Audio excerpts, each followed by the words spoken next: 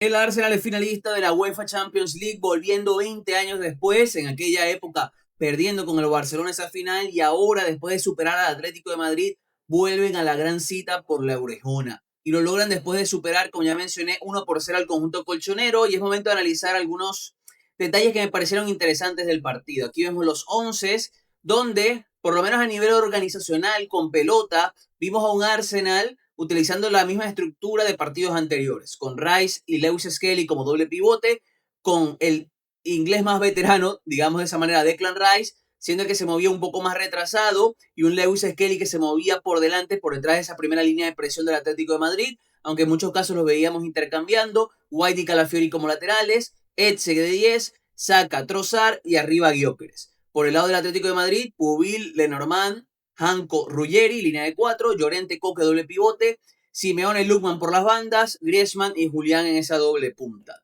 Y si analizamos el partido desde lo paso a paso, podemos destacar inicialmente que, por lo menos a mi criterio, el Atlético de Madrid hizo mucho daño con su presión. Creo que esos primeros minutos de partido vimos al equipo de Simeone dominar de cierta forma a partir de Coque Llorente sobre Lewis Skelly Rice, con Julián siendo muy inteligente, saltando entre central y lateral para que este no tuviese tiempo y espacio. También vimos la movilidad o la agresividad de sus laterales para poder saltar contra los extremos del Arsenal que venían por dentro. Cuando Saka se movía para adentro, en un movimiento que ya vamos a destacar, lo seguía muy de cerca Ruggeri o el mismo Lukman, que también tenía una posición un poquito más centralizada, lo perseguía para que este no lograse girarse. Por el otro costado, Pubil era muy agresivo sobre Trossard. Muy buen partido de Pubil, hay que decirlo. Y ahí vimos un Atlético de Madrid que a partir de un par de combinaciones llevó peligro al arco de David Raya, sobre todo con Julián y Griezmann, que son los dos grandes argumentos ofensivos del Atlético, tanto a nivel individual como por su sociedad, que sabemos que a nivel de talento es de las mejores del mundo. ¿Qué ocurre? El Atlético no tuvo tantísimas variantes para hacer daño y aprovechar ese momento del partido, donde había un Arsenal incapaz de progresar, donde Raya tuvo que jugar muchas veces en largo, ya vamos a hablar de esto, y donde el conjunto colchonero estaba logrando en varios momentos recuperar arriba. No logró aprovechar esas recuperaciones altas, se notó la falta de variantes porque Lukman no estuvo fino, Juliano Simeone tampoco, y vimos un Atlético de Madrid muy plano en ese aspecto, ante un Arsenal incapaz de superar esa presión.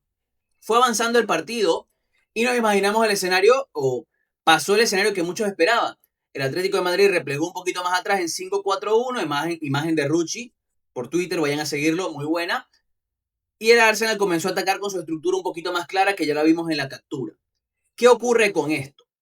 Hay que decir que el Arsenal es el mejor equipo del mundo a la hora de neutralizar contragolpes. Es un equipo que se organiza de tal manera que cada vez que pierde la pelota es capaz de saltar a partir de una presión tras pérdida muy agresiva y recuperar. O replegar con mucha velocidad para cerrarle espacios al rival. Cuando este fue el escenario del partido, cuando el Atlético replegó un poco más, dejó de presionar y el Arsenal se montó en campo rival, vimos muy pocas variantes ofensivas del conjunto colchonero a la hora de poder transitar. Porque repito, Lukman estaba bien, Juliano no estaba bien y Griezmann y Julián estaban muy lejos de arco rival. Por lo que esa sociedad ya no podía crecer tanto por el terreno que tenía que recorrer. Mientras que el Arsenal estaba un poquito más cómodo, logrando ventajas a partir de lo que generaba Saka contra Ruggeri, entendiendo que a partir de la movilidad de White y de Declan Rice, el Arsenal logró aislar al extremo inglés con el lateral italiano. Y vimos un Arsenal que fue creciendo en el partido desde esa premisa. Un Atlético muy hundido, incapaz de poder correr y transitar, con Julián y Griezmann muy lejos de arco rival, lo que neutralizó directamente esa sociedad. Llega la acción del gol, donde ya hay que destacar varias figuras. Primero, la de Víctor Gyökeres, que a mi criterio fue uno de los jugadores del partido. Lo puse por Twitter. Gyökeres es un futbolista que tiene virtudes y defectos muy claros.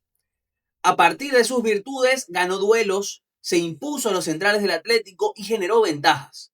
Logró en varios momentos ganar pelota en campo rival y que el Arsenal tuviese posibilidad de amenazar. ¿Qué ocurría? A partir de sus malas conducciones, sus malos controles y sus malos pases, perdía esa ventaja el Arsenal.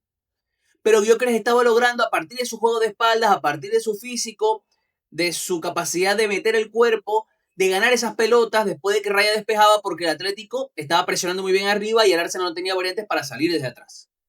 Gyökeres estaba generando eso.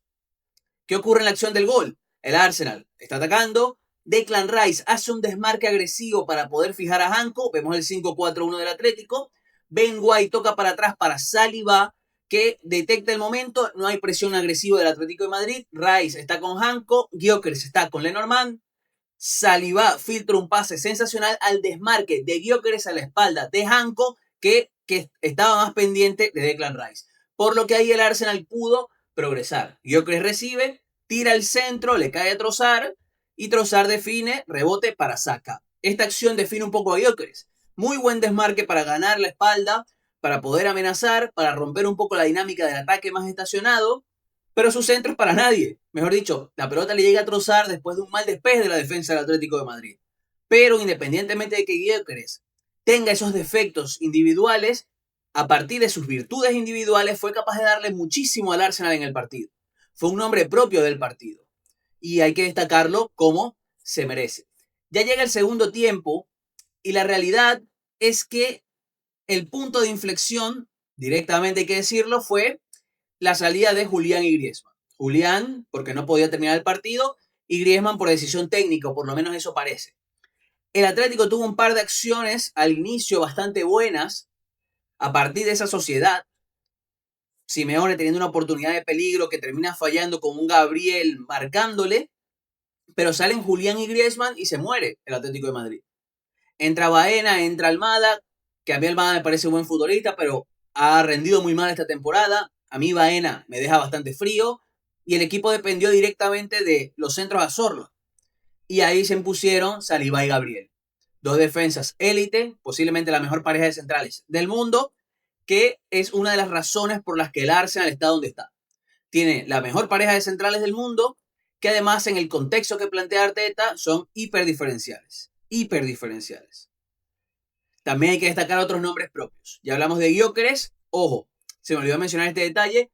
Uno de los movimientos tácticos del Arsenal era que Saka se movía por dentro para que Gyökeres hiciese este movimiento. Mejor dicho, hubo una acción bastante graciosa donde Gyökeres gana pelota y se termina chocando con Saka, pero que explica un poco lo que buscaba el Arsenal, esa profundidad por derecha a partir más del desmarque de su 9 y que Saka con su movimiento sacase un poco de lateral de esa zona.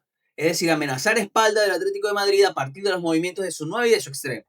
Me pareció una vía clara del Arsenal, entendiendo obviamente las dificultades que ha tenido a nivel creativo en este último tiempo. Pero la realidad es que el segundo tiempo, salvo momentos puntuales al inicio, fue un dominio tranquilo del Arsenal. Arteta durmió el partido con los cambios, Madueke, Subimendi, el equipo estaba muy sólido, cuando tenía la pelota lo dormía, y al final es que no pasó mucho más. El segundo tiempo, cuando salen Julián y Griezmann, el partido muere. El Atlético se queda sin sus mejores atacantes, porque además Lookman estuvo bien, Simeone tampoco, como ya lo mencioné, y se enfrentaba al bloque más sólido de Europa posiblemente.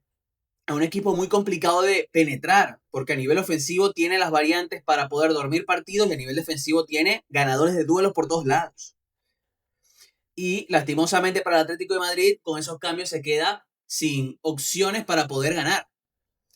Y hay que hablar ahora de otros rendimientos individuales. Me gustó el partido de Lewis Skelly. Me parece que sus dos últimos partidos son sensacionales, son de futbolista para ser titular en la final de la UEFA Champions League por encima de Subimendi, que a mi criterio ha quedado un poco a deber en el último tiempo.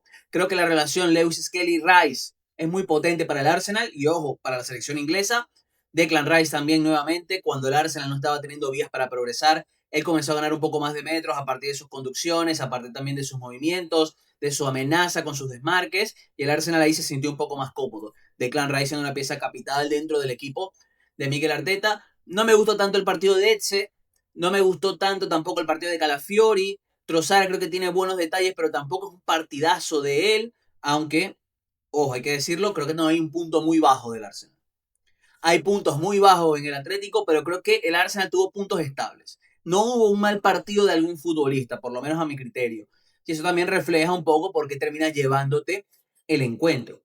Ahora el Arsenal volverá o vuelve a una final de la UEFA Champions League después de 20 años.